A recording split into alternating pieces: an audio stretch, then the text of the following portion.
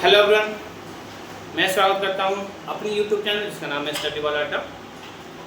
आज मैं आप लोग के सामने कंजर्वेशन ऑफ मोमेंटम जो है एक हमारा इम्पोर्टेंट टॉपिक है क्लास 9 का, उसके रिगार्डिंग हम बात करेंगे आज। ठीक है, क्या है ध्यान से देखिएगा। कंजर्वेशन ऑफ मोमेंटम, जब भी आप कंजर्वेशन ऑफ मोमेंटम की बात करेंगे तो इसका मतलब होगा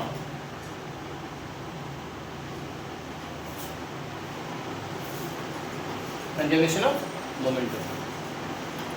तो सर कंजर्वेशन ऑफ मोमेंटम हम जब बोल रहे हैं तो हमने कहा कि सीधी सी बात है, जब भी कोई दो ऑब्जेक्ट किसी वेलोसिटी से आ रहे होंगे और दोनों के टकराने के बाद जो वेलोसिटी होगी अचीव करेगा, दोनों के दौरान टकराने से पहले, टकराने के बाद, before the collision, after the collision, जो मोमेंटम होगा वो हमेशा कंजर्व होगा, मतलब बराबर होगा। This is known as conservation of momentum. ठीक है, अब हमको इसका डेरिवेशन डिफाइन करना है। अब हमको इसका फॉर्मूला बताना है। क्या बताना है, ध्यान से। मान लीजिए एक ऑब्जेक्ट है जिसका मास हमने मान लिया m1, दूसरा ऑब्जेक्ट है जिसका मास है हमारा m2। अब ये दोनों इनिशियल वेलोसिटी u1 और ये इनिशियल वेलोसिटी u2 से चलना स्टार्ट किया। जब चलना स्टार्ट किया तो कुछ समय के बाद मान लीजिए वो टाइम t के बाद, कुछ टाइम समय के बाद, t टाइम के बाद दोनों एक दूसरे से टकरा गए, और टकराने के बाद जो इनकी वेलोसिटी थी, जो टकराने के दौरान जो इनकी वेलोसिटी थी वो फाइनल वेलोसिटी थी जो v1 और v2। एक बात बताइए भाई, अगर मैं बोल दूं कि यहाँ पे मोमेंटम क्या है, मोमेंटम बोलेंगे कि sir product of mass and velocity, right? Are you getting my points or not? क्या है कंजर्वेशन? मोमेंटम क्या है? Mass into velocity. अगर यहाँ पे वेलोसिटी इनिशियल है, यहाँ पे वेलोसिटी इनिशियल है, तो मोमेंटम भी क्या हो जाएगा हमारा? इनिशियल हो जाएगा। ठीक है, हमको फाइंड करना है इनिशियल मोमेंटम क्या है दोनों ऑब्जेक्ट का। ये ऑब्जेक्ट ए है, ये ऑब्जेक्ट बी है। आगे भाई, इस केस में अगर मैं इनिशियल मोमेंटम की बात करूं, मोमेंटम क्या होगा? ए के लिए क्या होगा? मास इंटू वेलोसिटी, ये हो जाएगा m1 u1। इसके लिए क्या हो जाएगा? m2 u2। सही बात है, इतनी बात तो समझ आ गई। जब ये टकराने के दौरान उनकी वेलोसिटी थी फाइनल वेलोसिटी, तो मोमेंटम भी क्या हो जाएगा? फाइनल मोमेंटम होगा। मोमेंटम क्या हो जाएगा? फाइनल मोमेंटम होगा। क्या होगा? m1 v1 और ये हो जाएगा m2 v2। आपको पता है कि फोर्स होता क्या है? फोर्स को न्यूटन सेकंड लॉ ने डिराइव किया था, rate of change of momentum. Momentum का चेंज कहलाता है फोर्स। मोमेंटम का चेंज फोर्स, मतलब ए का फाइनल मोमेंटम और इनिशियल दिया है, बी का इनिशियल और फाइनल दिया है। जब हमको यहाँ पे चेंज की बात करनी होगी, चेंज इन मोमेंटम क्या हो जाएगा? डेल्टा पी क्या हो जाएगा सर? इसके लिए m1 v1 minus m1 v1 minus m1 u1। सही बात है। इस केस में क्या हो जाएगा? m2 v2 minus m2 u2। Change हो गया। किस टाइम में चेंज हो रहा था? टाइमिंग क्या थी मेरी? t टाइम में। क्या हो रहा था? टाइमिंग थी t टाइम। आ जाओ भाई, टाइमिंग क्या हमारा? t time. t टाइम में ये भी t टाइम में चेंज हो रहा था, ये भी t टाइम में चेंज हो रहा था। लेकिन एक बात बताना, फोर्स क्या था? Rate of change of momentum with respect to time. तीसरा लॉ कहता है कि एक्शन रिएक्शन, मतलब अगर पहला ऑब्जेक्ट जो ए है वो बी पे ऑब्जेक्ट फोर्स लगाएगा और बी जो है ए पे फोर्स लगाएगा, लेकिन दोनों का डायरेक्शन हमेशा क्या होगा, सेम होगा। दोनों का डायरेक्शन क्या होगा सर, सेम होगा। मतलब हम बोल सकते हैं F A B is equal to negative of F B A. F A B is negative of F B A. ठीक है, आ जाओ भाई, ए का मोमेंटम ये, बी का मोमेंटम ये।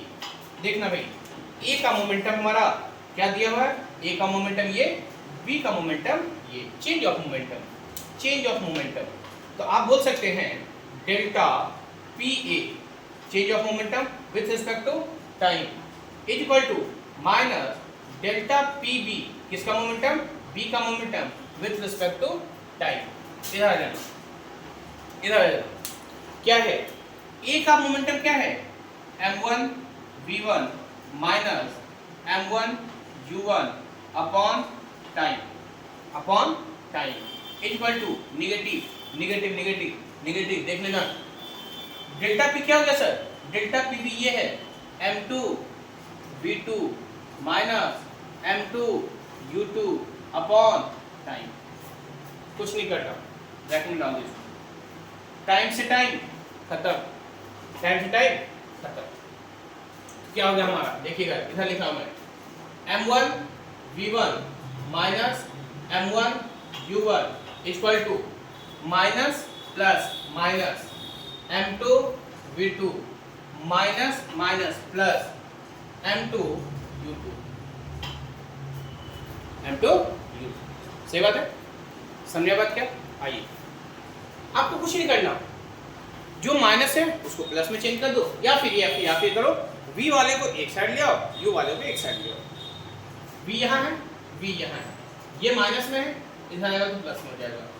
m1 v1 plus m2 v2 equal to, ये इधर ले आ जाओ भाई, इधर ले आ जाओ, क्या हो जाएगा ध्यान से देखना भाई, ये माइनस में, इधर आएगा तो प्लस में m2 u2 plus m1 u1 हो जाएगा। देखना ये मोमेंटम कब का है, टकराने के बाद, टकराने के बाद की वेलोसिटी, टकराने के बाद की वेलोसिटी, दोनों वेलोसिटी। ये हो गया, ये हुआ sir after collision, after collision, और ये होगा बिफोर कोलिजन। क्या होगा सर, बिफोर कोलिजन,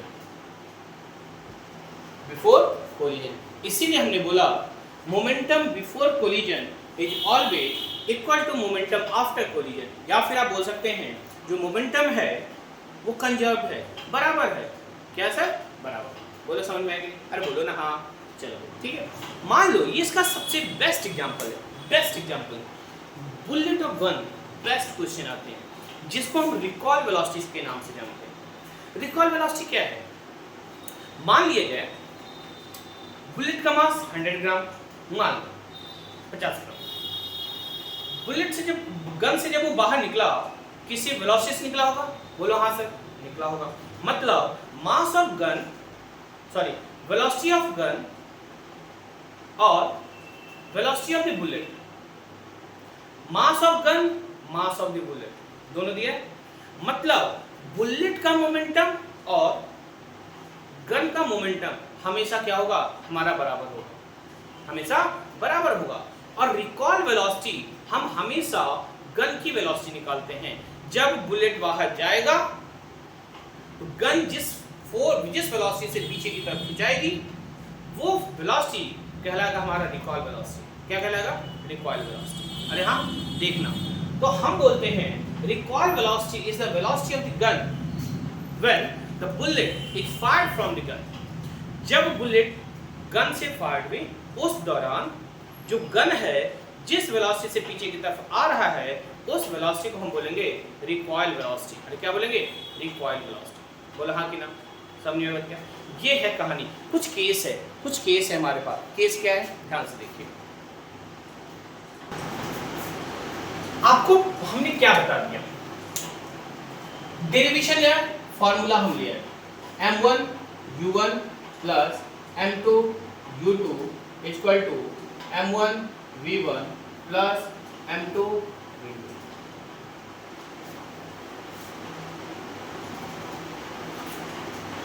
ये था कंजर्वेशन ऑफ मोमेंटम। अरे बोलो कंजर्वेशन ऑफ मोमेंटम था, आ जाओ भी। यहां पे एक स्पेशल केस हम निकालेंगे, स्पेशल केस। पहला केस क्या है? Case first. केस फर्स्ट क्या है? केस फर्स्ट दे दिया आपको सर, जब ये मास जो है, पहला मास, दोनों का मास बराबर हो जाए। फर्स्ट केस क्या है? When m1 equal to m2, m1 equal to m2। ठीक है, आइए कुछ नहीं करना, इस फॉर्मूले को उतारना है और जहां जहां m1 है वहां m2 रख दीजिए, या फिर जहां जहां m2 है वहां पे m1 रख दीजिए। आइए हम यहां से आते हैं, यहां से आते हैं। m1 की जगह पे आप m2 रख लो भाई, क्या हो जाएगा? m2 u1 प्लस m2 यहाँ है, इसको झंझट करना नहीं है, इक्वल टू यहाँ पे m1 की जगह क्या रख दूं sir? m2 v1 plus m2 v2। कुछ नहीं, देखो भी इन दोनों में कॉमन क्या है? m2 ले लो भाई, बचा क्या? u1 plus u2 equal to, इसमें भी m2 कॉमन ले लो भाई, m2 कॉमन ले लिए, v1 प्लस v2। ये दोनों सर कट जाएंगे, फाइनली बच गया u1 plus u2 equal to v1 plus v2। क्या बन गया सर हमारा? u1 प्लस, मतलब sum of initial velocity is equal to sum of final velocity. हमेशा कंजर्वेशन ऑफ मोमेंटम को प्रूफ करें, लेकिन कब? जब हमारा कंडीशन है, जब हमारा मास कैसा है? जब दोनों का मास बराबर दे दिया, जब हमारा दोनों मास किसमें आ गया सर? जब हमारे दोनों मास सेम है। अगर अलग अलग होता तो अलग अलग चीज मेरे पास है, वेलोसिटी अलग, मोमेंटम अलग, ठीक है, मास अलग, वेलोसिटी अलग, मास अलग, वेलोसिटी अलग, उसके लिए हमारे पास है। लेकिन जब आपको ये सब कॉम्पिटिटिव एग्जाम्स में पूछे जाते हैं, कहाँ पूछे जाएंगे? कॉम्पिटिटिव एग्जाम्स में, ठीक है। तो ये हमारे स्पेशल केस है, और भी स्पेशल केस है हमारे। हम जब हम कंजर्वेशन ऑफ मोमेंटम पढ़ेंगे तो इलास्टिक कोलिजन पढ़ते हैं, इन इलास्टिक कोलिजन पढ़ते हैं, तब वहाँ वो सब हम कहाँ पढ़ते हैं? क्लास 11th में, ठीक है। तो आज के लिए इतना ही।